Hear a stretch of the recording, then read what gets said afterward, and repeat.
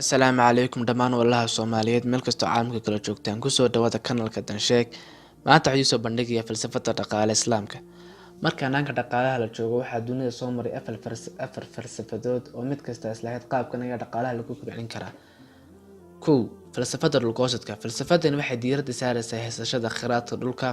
Yurub ayaa laga dhaqangeliyay hal mid ayuu ku fashilayn oo shaqada ma uusan danaynin. dhul bilaa tacab ayaa falsafadan xoog ka saartay.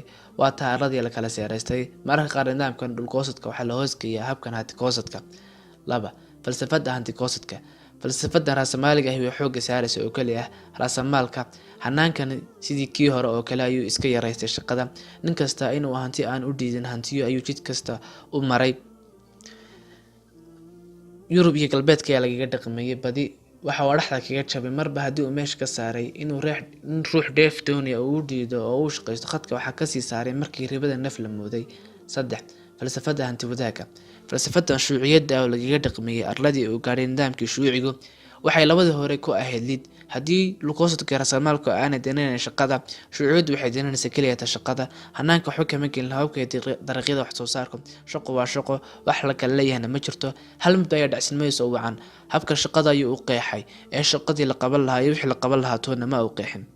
Nidaamyada iyo falsafadaha saddexda ahi waxay u muuqdaan inay afweynta goosanayaan ma sii jiri karaan oo mid kasta sababaha aynu intaa yar ka sheegnay ayaa laba xidhay. Falsafada afraad oo ah tan aanu aqoonsanayn inay xal u tahay kacaakufka dhaqaalaha ee wadamadii laga fuliyay saddexda falsafadood ee hore waa falsafada ay ku tilmaamaan oo ataafaraada falsafada hanti dhaxlida is-ikhtilaaf.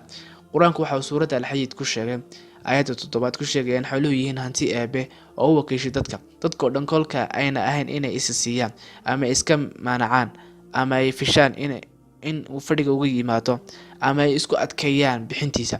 Waa falsafad aan kaga tagin qayb yar oo kamid ah hannaanka dhaqaale kobcinta. Faca isbedelaya ayay hantidu isaga gudubtaa.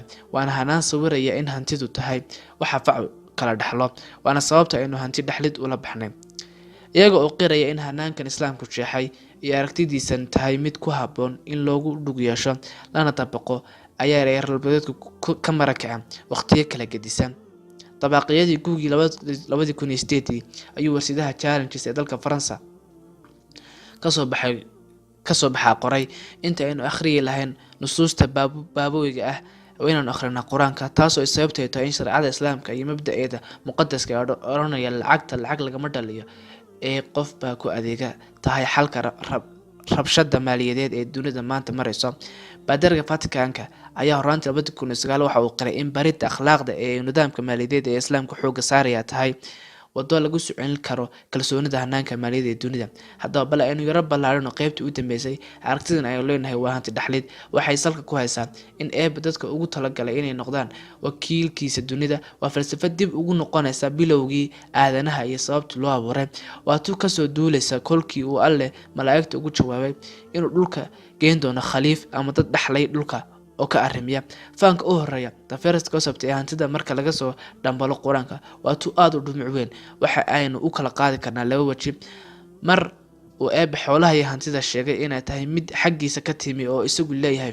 Eebbena darasiin in xoolaha aan la isa siinin hanti-goosad iyo dhulgoosad kastaba si kala duwan. Waxa sidoo kale inagu baraarujinaya in fahanka koowaad laga dhigto in ugu horeynta hantidani tu Alle leeyahay tahay maadaama dhulka loogu yimid dabcan dhulku uu ka horeeyay abuuritaanka aadanaha. Sidaa darteed aadanuhu uu arko in jiilka ilaa jiilka hantidani ay iska sii gudbayso inagana inoo wakiishay ilaalinta iyo ku adeegida hantida iyo sidoo kale gudbinta faca dambe. 2. Marka kalena uu eebbe dadka u nisbeynayo hantida waa marka uu leeyahay aayadda ee Baqara 188 iyo Nisaa aayadda 5. Markan wuxuu Alle inoo sheegay in maalku dhexdeena yaalo. Waa fahanka labaad ee mudan in hantida laga qaato. Waxaan fahankan xusay in maalka iyo xoolaha cid yeelan karto cidaasna ay tahay inay marto xeer uu ka mid yahay inaanay si fasahaad ama baadil ah dhexdooda ku cunin laaluushka tusaale ahaan iyo in ay dadka wax magaratada ah ee aan lahayn awood maarineed ku wareejin hantidooda. Halkan waxa ka cad in diintu ogoshahay in dadku iyada oo dadaalkooda ay ku xidhan tahay ay yeelan karaan maal ay iyagu dambaabaan. waxa barta meesha lagaga saaraya falsafada hanti wadaagga, taas oo dadka dheefta iyo dhibaatadaba ka simisay in la diidayo in hantida guud ee dadku gacanta inta u wada gasho ay kadibna si gaar ah uga faa'iideystaan xukuumaduhu sida hanti wadaagga dhacda, taas oo halis dhaqaale ku ah dowladaha iyo dadka leh hantida gaarka ah. halkan waxaa kale oo eebbe raaciyay in cidda hantida qofka hantisiisa tahay ilaahay oo keliya marka uu dadaal la yimaado. labada fahan ee asaasiga oo hantida marka la joogo falsafada islaamka ee dhaqaalaha oo ay la fahantayaan filaya Sheekh Maxamed Sulduud oo kamid ah wadada falsafada maaliyadda islaamka wax ka yiri ayaa yiri waxtarka maaliyaddu waa inay gaadho qeybaha kala duwan ee bulshada si ay u buuxiso baahiyada iyo kaabayaasha nololeed asaasiga. Sheekhu waxa halkan kaga hadlayaa in ujeedada laga leeyahay fahamka guud ee falsafada hanti qulqulka ama hanti dhaxaliddu in la daboolo baahiyaha koowaad ee dadka sida caafimaadka, aqoonta iyo amniga. Dr. Maxamed Camaara oo kamid ah khubarada muslimiinta ee muddo aan wax badan ka qoray in badanna ka hadlaya ku andacoday in dhexdhexaadnimada falsafada dhaqaale ee islaamku leeyahay tahay astaan kale oo muujinaysa in ummadda muslimiintu yihiin kuwo dhexdhexaad ah, waxa ay u dhaxayaan hanti goosadka xagjirka ah iyo hanti wadaagka mintidka ay gudcurka gudaya. fiir buugga alxal islaami liazimat raasmaaliyaat alcaalamiya ee uu qoray Dr. Maxamed Camaara waa aan dareensanahay mawduucan yahay mid kasina ballaaran intaan anna waxaan u socday inaan tusiyo muslimiin ahaan inay leenahay hanaan iyo fikrado dhaqaale oo ka sareeya kuwii cidii dhowdhowbatay ay qawaday. maanta mawduucigu intaas ayuu ku saabsan yahay.